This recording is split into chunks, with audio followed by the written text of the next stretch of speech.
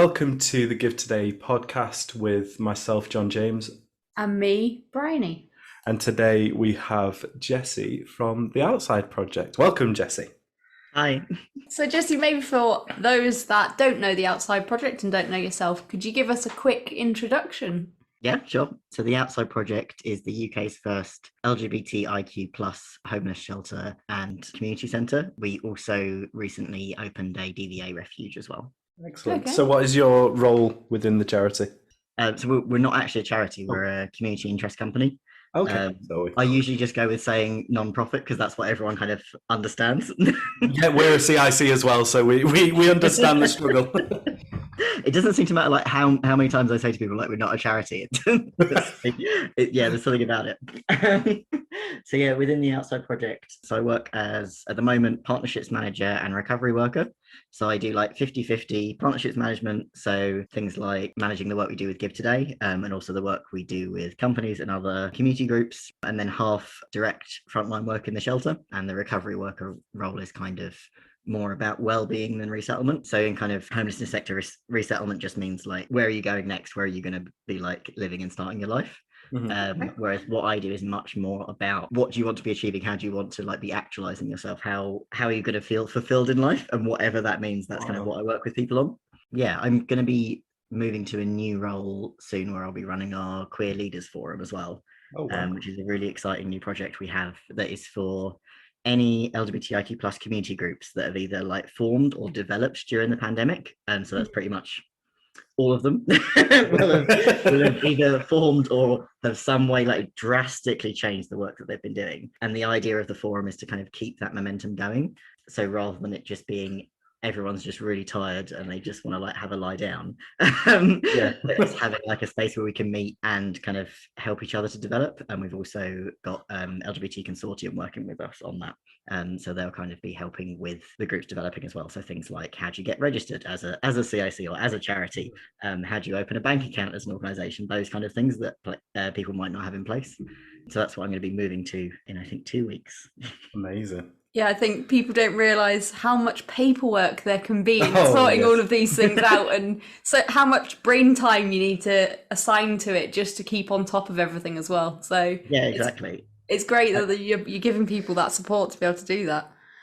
Yeah, and I mean, even if you're doing like before the pandemic, when we had our original community centre location open, we had everything from like really set up groups to like a group of people that just wanted to play board games together. And if you don't have a community centre that's kind of willing to let you come in when you're not registered as anything, it can be really difficult to even run like the smallest and most informal of groups. So yeah, that's part of the work we're going to be doing in our new community centre location.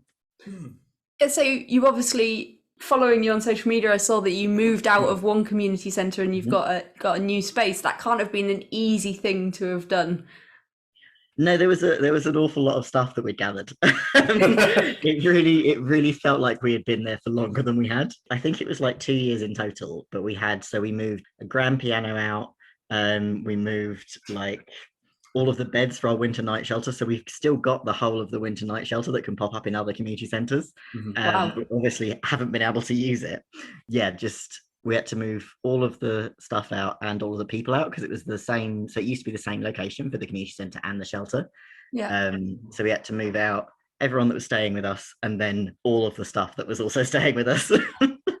But yeah, we've now got it all in boxes in the new community centre, and our one of our partners, Hey Coffee, which is local roastery in South London, really kindly volunteered to store some of our stuff as well.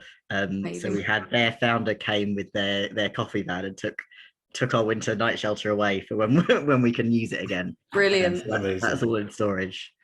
Is that something that you've seen a lot of, sort of the community spirit around the time of the pandemic? Have you seen an influx of help offered to you? I mean, yeah, definitely. Like we have so many people who want to volunteer, and I have so few volunteering opportunities to offer them, because obviously with the pandemic we've been limiting the amount of people that can kind of come into the space, and even during usual times, because of how vulnerable the population is that we're working with, we kind of wouldn't let anyone that we don't know really, really well into the shelter area. So yeah, we've seen like so many people who want to help, and we've seen so many people like donating different things. We also, so right at the start of the pandemic, we ran our Make Space for Homeless Queers campaign, because at the start of the pandemic, there was this scheme called Everybody In, which was great that existed. But as with so many mainstream homelessness provision, it didn't reach the people that we work with. So we usually work with people that are hidden homeless. So they wouldn't usually be picked up by mainstream services and might not have a local connection to a specific borough. And that made it really difficult for you to get into the Everybody In scheme.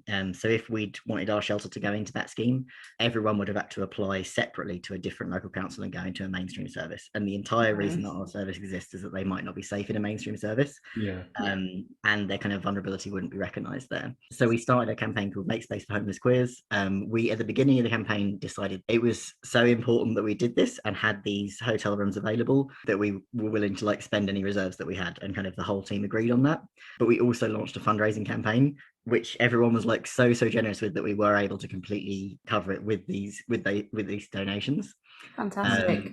So it kind of meant that we could have a full service provision in hotels, and we kind of managed to triple our service, because we had the original shelter location stayed open, the emergency hotel accommodation opened, and we opened the DVA refuge as well. So at one point we were like 3 times what the capacity would usually be of a winter, which was really nice to see, and we wouldn't have been able to do that at all without the support of our community. Yeah, absolutely. I mean, it's such a shame that these people in these situations aren't covered by general provisions, I guess. But it's so fantastic that there's people like you out there fighting their corner and making sure that they're getting the support they need. Yeah. Yeah, I mean, even when people do have a really clear local connection, so often we'll hear that they've been told they're not priority need. Or things like, more recently, we've been coming up against the EU settlement scheme and these like arbitrary rules that councils have around where you have to be in that settled scheme. They should be considered eligible the same as anyone else up until the deadline, which I believe was yesterday. But yeah, we've been coming up against like all different things, and like so often it will just be not priority need, not vulnerable enough, just because people don't recognise the experiences of our communities. And it's also things like people will kind of describe what's happened to them, and the worker who's speaking to them might not necessarily understand. So like we've worked with people a lot of the time who've been doing things like using Grindr for survival sex to have somewhere to stay. Wow. And then council workers have said things like, oh, you must be having a great time then, and just not had any kind of understanding of the experience the person's describing. So it's things like that as well that just mean that people like aren't safe to seek out these services, even when they do completely qualify for them, and the council kind of agrees that they qualify for them. So yeah, that's sort of what we're up against. So, I mean, oh my God, that is awful. I mean, with you mentioning there about sort of the generosity that you've seen through donations, and also touching on sort of essential, non-essential things. One of the things that I think has been quite interesting with your Give Today shop is that whilst you have essential items on there, you have a number of things that I think people would consider non-essential, like craft materials and pride flags, etc. What sort of impact did these quote unquote non-essential items actually have? Because I think that's important to showcase to people. Yeah, I mean, so when we like first set up the shop and you were like, you can put whatever you want in this shop, I like asked the guests kind of what they would want, and asked the team what they thought would be helpful, and wrote out this list. And I was like, as I set it off, I was kind of like, are they going to think we're taking the piss with some of the items that we're putting? Because I was like, these are not the same as some of the things that are suggested. So yeah, we've got things like pride flags, we've got things like video games, craft supplies, and these were all things that the guests asked for. And kind of the thing that surprised me about it is, so obviously everyone was like really happy when they receive exactly what they asked for, and really happy when they receive something that's kind of going to really help their well-being and sort of really sort of recognizes the human element of experiencing crisis, where it's not just that you need shelter, clean pair of socks, clean face mask. You need all of those things, definitely, but you're still going to feel awful if you don't kind of have any joy. So being able to provide things that facilitate that has been so great. But the other thing that really surprised me about it was people really appreciate that the community has kind of gifted these things to them. So I'll like explain where the stuff I'm giving out comes from, and everyone is just like so much happier to receive it once they know that someone who doesn't even know them has kind of bought this thing for them, and it's kind of said like, this is something that you need, and this is something that we kind of value as a community. And it's sort of, yeah, it's just been so uplifting for people. I agree. It absolutely has. It has for us. I mean, like I said to you in that first meeting, put on whatever you think that people will need. And it's something that I think hopefully, because the support that we've seen for your shop in particular, things like PlayStations and the flags, just unbelievable waves of support. It's blown us away, really. Like, and I hope that it transitions over to more of the sort of general homeless charity sector, because I think people still are kind of stuck in thinking, as you say, people need socks, they need clean underwear, they need those things.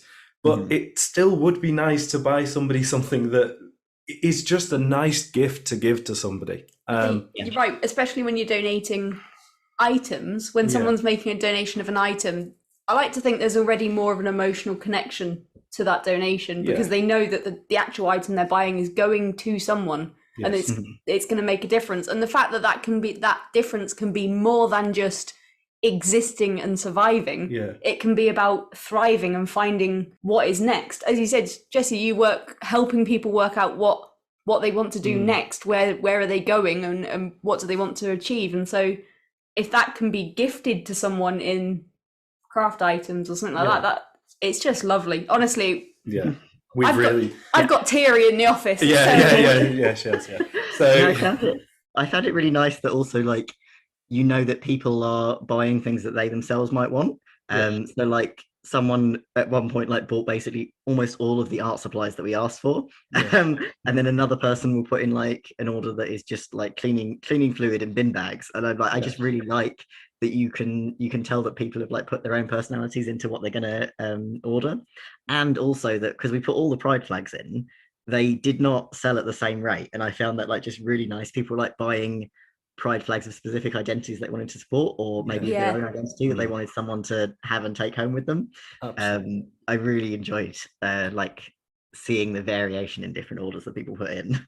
Yeah, that has been really nice. So obviously we've just finished Pride Month. Obviously that has got to be the busiest time of the year for you, perhaps. I mean, or what sort of things have you been up to during Pride? So for the shelter, it's kind of exactly the same, because the need is always there. We always are completely full. Like that doesn't really change during Pride Month. So that part of my job doesn't change very much at all. With the partnerships management, like suddenly people will realize that we exist.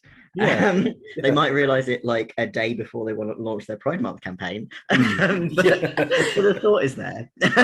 But in terms of like what we've actually been doing for Pride Month, so we basically did like a Pride weekend for guests. Where I sort of had a schedule of different things they might want to get involved with, and then kind of spoke to them about like what the vibe of each thing was going to be. So on the Friday, we had our first performance actually of the Cardboard Citizens project that we've been working on called Outside the Box, which is a theatre project for young people. And it was open to any young LGBTIQ plus people who are either at risk of or have experienced or are currently experiencing homelessness. And they were able to like completely design this theatre piece themselves and really share their own stories through that process. And it's been a project that has lasted like quite a few weeks of them leading up to this performance. So we had that on the Friday, which was so nice for people to like be able to go and see their peers performing and be able to see what they've been working on. So we had that, which was also the first time a lot of them had been to the theatre for a very long time, if ever. And then we had on the Saturday, there was London Trans Pride, which was a protest march.